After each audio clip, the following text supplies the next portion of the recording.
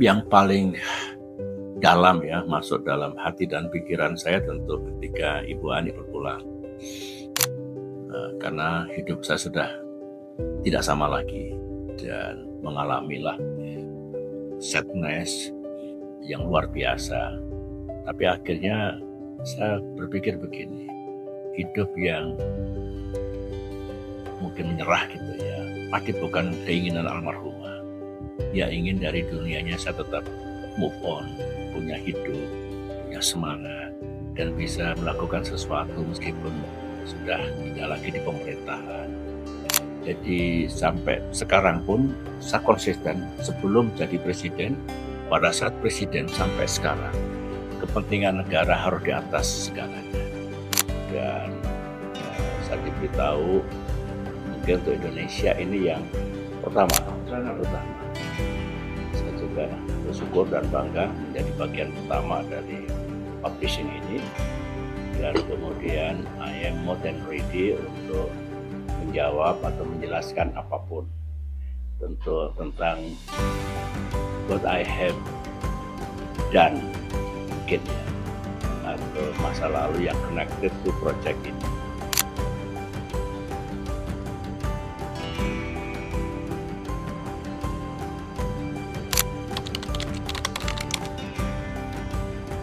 Ya, saya anak desa dari Pacitan. Ayah saya seorang bintara, meskipun dia suka ilmu dan cerdas. Ibu saya dari pondok pesantren Termas, sangat religius. Tetapi saya dibesarkan bukan dalam lingkungan pondok pesantren, tapi di jenjang pendidikan umum. Pacitan kota kecil, very small town, mayoritas penduduknya miskin, terbelakang when I was born. Dan ketika saya bersekolah di SMP, SMA juga kondisinya masih sama. Di situ akhirnya karena ayah ibu saya ada darah prajuritnya, ayah saya, ibu saya juga dari kalangan yang taat beragama, mungkin ya mengalir darah itu, DNA itu, dan dengan kondisi yang ada di Pacitan itu, masa kecil saya sudah punya tekad saya harus jadi orang. Saya harus sukses, ingin mengubah nasib dari kondisi yang tidak mudah yang saya alami. Singkat kata, akhirnya I did my best. Ya. Saya bukan kutu buku, meskipun tidak meninggalkan kualitas akademik dalam pendidikan. Saya lebih memilih tidak hanya mengejar nilai akademik, tapi saya juga berorganisasi aktif. Saya bersama teman-teman masuk wilayah seni, dan saya katakan tadi, saya jurusan matematika, I myself, tetapi justru hobi saya yang saya lakukan adalah jurusan seni dan olahraga.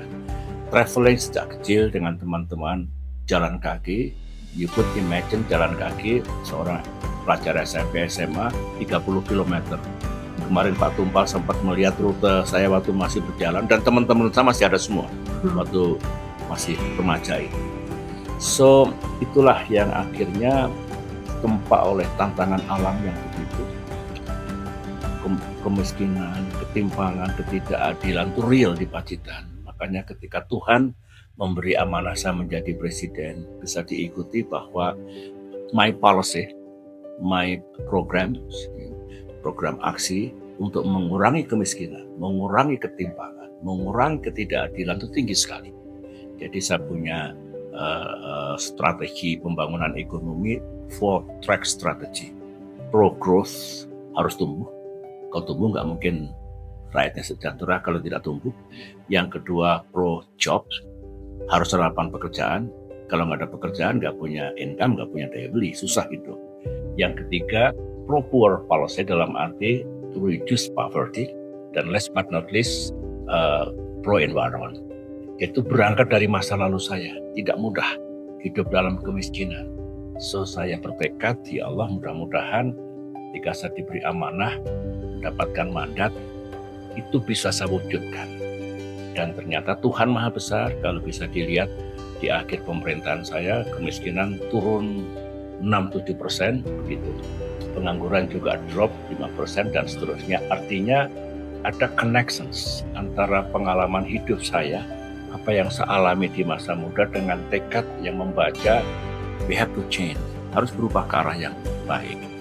Nah, contoh seperti itu dan akhirnya saya punya cita-cita, punya dream.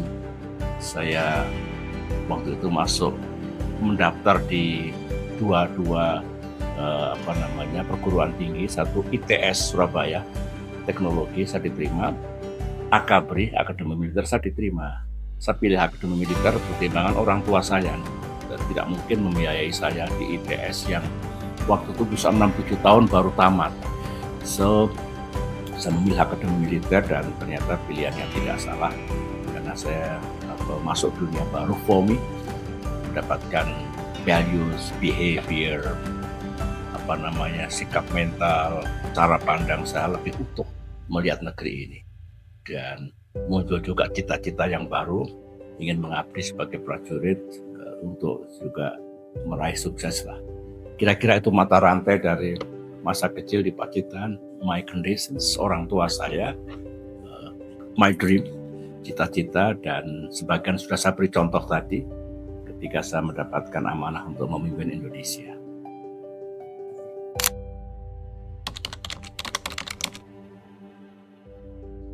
Saya memilih melukis keindahan alam, landscape, baik yang ada di tanah air maupun di negara lain.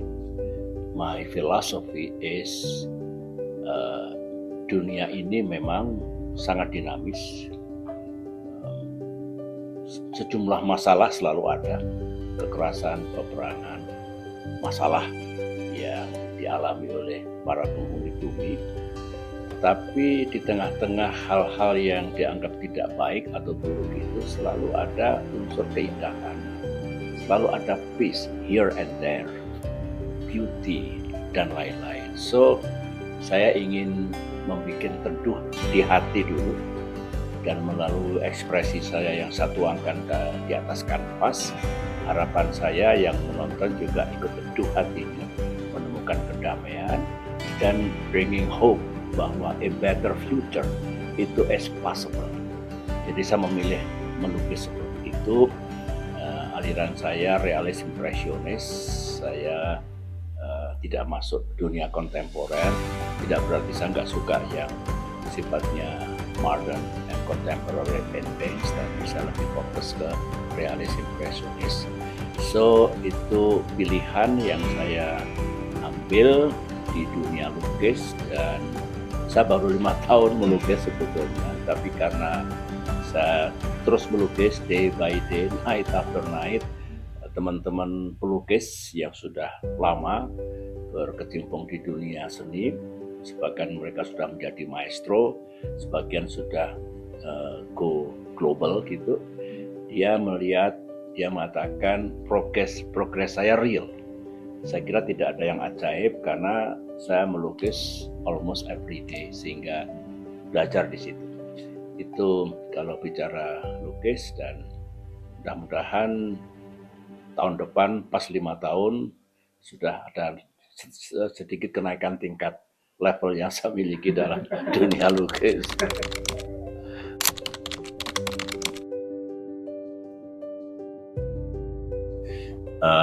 Waktu memimpin Indonesia 10 tahun saya menciptakan sekitar 25 lagu. So 1 tahun 2,5 lagu, sama dengan 6 bulan sekali 1 lagu. Tidak mengganggu sama sekali tugas saya sebagai pemimpin.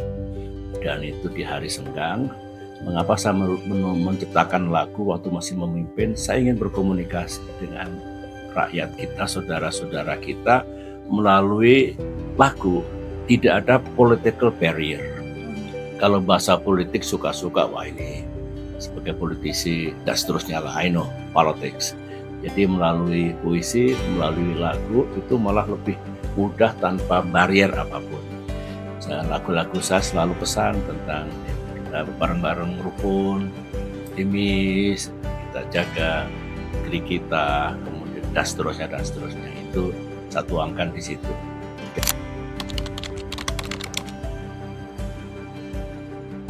My values country first itu tidak hilang.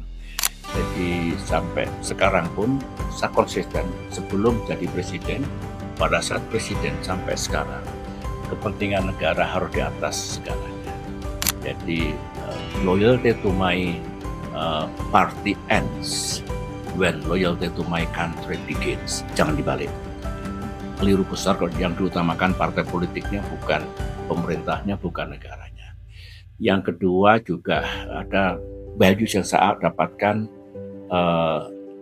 country first dalam arti mission first. Kalau sudah tugas, pantang kita gagal dalam tugas, apapun. Tidak mudah saya tangani tsunami yang baru 2 bulan jadi presiden. Tidak mudah untuk mengakhiri embargo militer, melunasi utang IMF, memberantas terorisme, mengatasi gangguan fiskal, mau diadukan ke Den Haag karena dianggap pelanggaran HAM berat di Timur.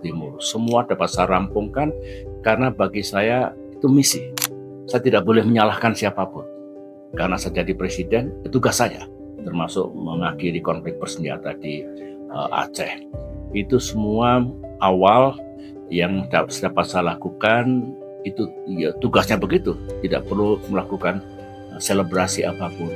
Dan tidak terlepas dari pengalaman panjang 30 tahun dalam soal kepemimpinan, soal manajemen, soal mengutamakan kepentingan yang lebih besar, kepentingan negara.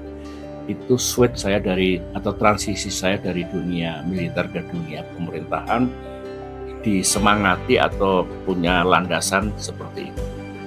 Dan ketika memimpin Indonesia juga tantangannya tidak sedikit.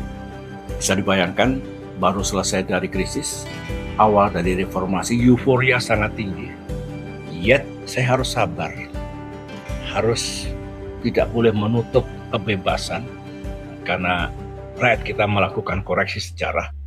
Dulu boleh dikatakan ruangnya kecil untuk berekspresi, ruang demokrasi, dibuka keran itu, tentu ada dampak sampingnya. Instabilitas, kegaduhan, noise, itu luar biasa. Tetapi saya tidak boleh mematikan semangat baru sejalan dengan semangat reformasi menuju negara yang demokratis gitu ya. Jadi on the one hand, saya harus menjalankan tugas, tidak boleh tidak sukses. Kalau gagal, sama saja nanti gara-gara demokrasi, gara-gara kebebasan gagal. So, saya harus memastikan at the end of my tenure, tentu pertama kali berpikir 5 tahun, tiba-tiba rakyat memilih lagi, Tuhan Maha Besar, 10 tahun. My mission adalah 10 tahun tidak boleh gagal. Indonesia harus lebih baik dibandingkan ketika saya baru memimpin, dan janji kampanye saya begitu. Kita ingin Indonesia lebih baik, more peaceful, more just, more prosperous, more democratic. Dan at the end of the day bisa dilihat, saya bisa membuktikan teman-teman, dulu ada mitos berlangsung puluhan tahun di Indonesia. Katanya kalau kita ingin maju ekonominya, lupakan demokrasi, nomor sekian. Kalau kita ingin negaranya stabil, lupakan freedom, karena itu akan menghambat bikin gaduh. Dan saya bisa membuktikan in 10 years time, kita tidak perlu memilih. Ekonomi kita tumbuh 6% growth, GDP up, income per capita up, debt down, poverty down, unemployment down, dan banyak sekali indikator ekonomi. Tetapi demokrasi juga berjalan.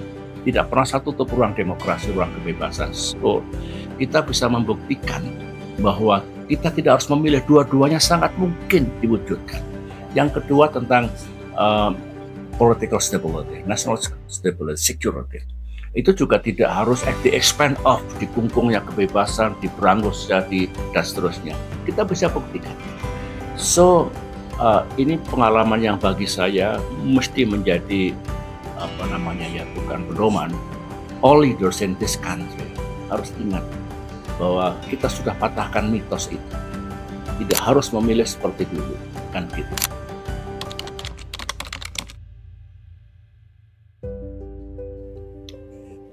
Yang paling dalam ya, masuk dalam hati dan pikiran saya tentu ketika Ibu Ani berpulang. karena hidup saya sudah tidak sama lagi dan mengalamilah sadness yang luar biasa. Tapi akhirnya saya berpikir begini, hidup yang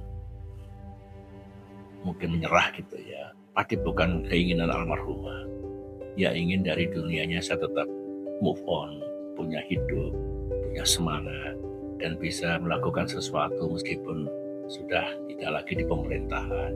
Tidak mudah, mungkin 2 tahun saya struggling itu, dan setelah 5 tahun baru saya merasa stronger gitu. Tuhan itu begitu generous pada saya, melalui rakyat, melalui semua. Saya dikasih kesempatan untuk menjadi prajurit TNI selama 30 tahun, menjadi pemimpin pemerintahan, menjadi one of world leaders. Itu kan sesuatu yang harus aku bayar gitu, itu kan pengetahuan, pengalaman banyak sekali selama 30 tahun prajurit, 15 tahun pemerintah, 45 years, hampir setengah abad. Maka bersyukur sudah saya lewati. Apakah sukses, apakah tidak sukses, biarkan sejarah judge terhadap apa yang saya lakukan di masa lalu.